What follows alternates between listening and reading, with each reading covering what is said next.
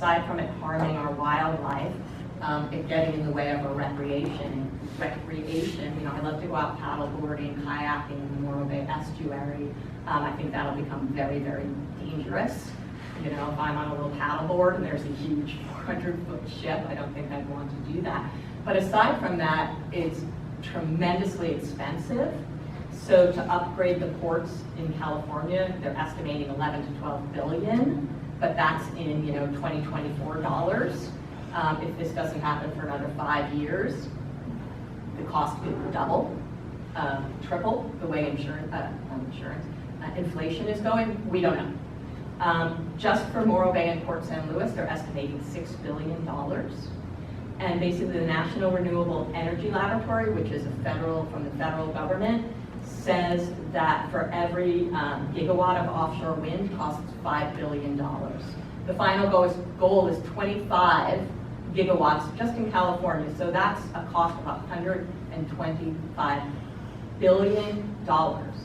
So where's that money going to come from?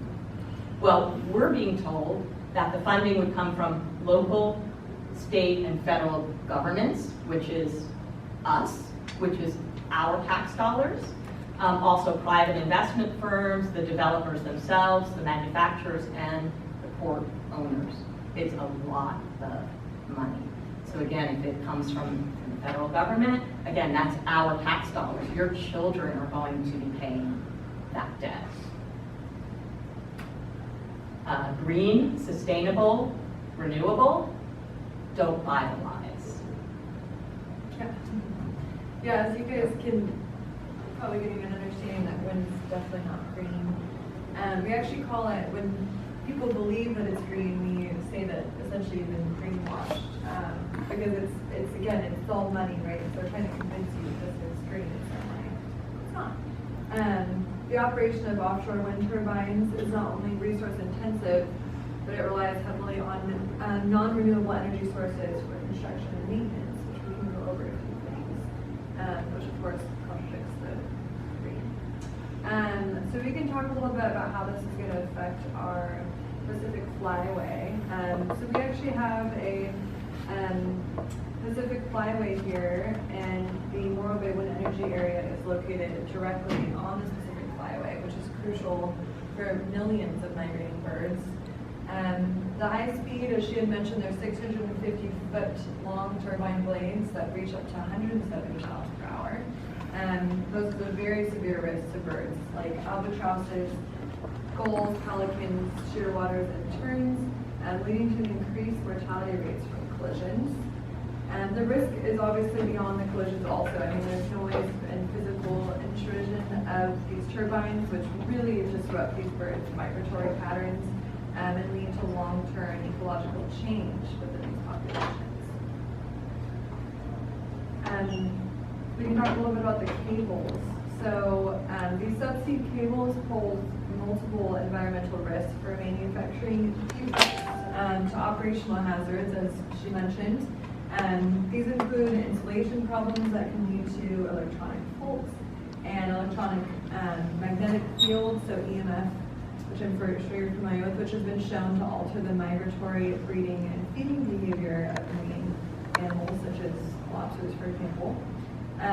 There's recent studies that have shown that electromagnetic fields disrupt the Earth's natural magnetic field, which many marine species rely on for navigation. So this disruption could lead to ecological disorientation and long-term adverse effects on the biodiversity in our oceans. We have the massive floating substations. So as Nicole mentioned, they're going to be visible from shore. They're needed to convert the energy from AC to DC. What's interesting about these is they're not, like what we're familiar with are ones that are actually, set into the ground. These would be floating. And so the technology on these, it's not even like fully developed yet. So again, it's kind of like how she explained with the cables just drifting in the middle of the ocean, and same thing with these substations. Unfortunately, we need them. They need them for these projects. There's also the proposed use of once-through cooling systems, which was so harmful that it was disallowed by the EPA and could not lead to severe marine and environmental degradation. The visual impact of these substations, along with their operational noise, will also contribute to the degradation of the natural scenic quality of our coast areas, impacting our tourism and local property values also. We can talk about the impacts on fishing, which is really sad. So the project threatens both commercial and recreational fishing, which is crucial to our economies. Installation of these turbines in the substation leads to the loss of valuable fishing grounds, creates navigational hazards, and increases maritime traffic, escalating competition and reducing fishing opportunities.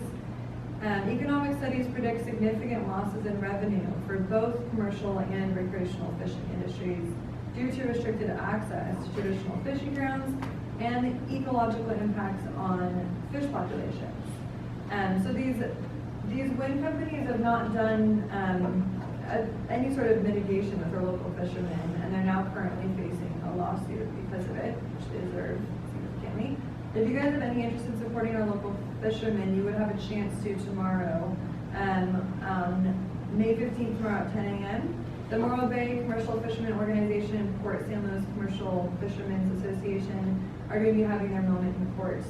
These groups have called for an injunction to stop Equinor surveying, which began earlier this spring, as we mentioned to you.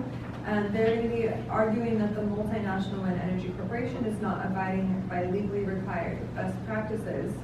Meanwhile, since surveying began, their catches have dropped nearly 70%, despite assurances from the powers that be that the high-resolution geographic surveying is harmless to fish and marine life, and that any impacts are insignificant. So the fishermen claim otherwise, of course, along with proof, and now it's in the judge's hands. So again, that would be the SLO County Courthouse, Department 2, tomorrow at 10 a.m. if you guys want to show your support. And it's in the brochures that Yeah.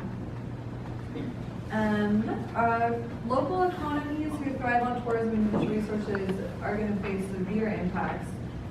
Nicole touched on this too a little bit. The industrialization of coastal areas can and will deter tourism. It's definitely going to reduce our local natural resources and disrupt the livelihood of individuals that are dependent on these industries. The introduction of industrial industries into coastal regions can and will lead to a decrease in property values also, you could imagine, due to the altered landscapes and increase in industrial activity, which is definitely going to detract from our natural beauty that we have here on our coast. We talk a little bit about the cost of wind energy skyrocketing on offshore wind energy. So not only is it not green, inefficient, and it's unreliable, it's also unrealistically expensive. The economic inefficiency of offshore wind is very stark when compared to current energy costs.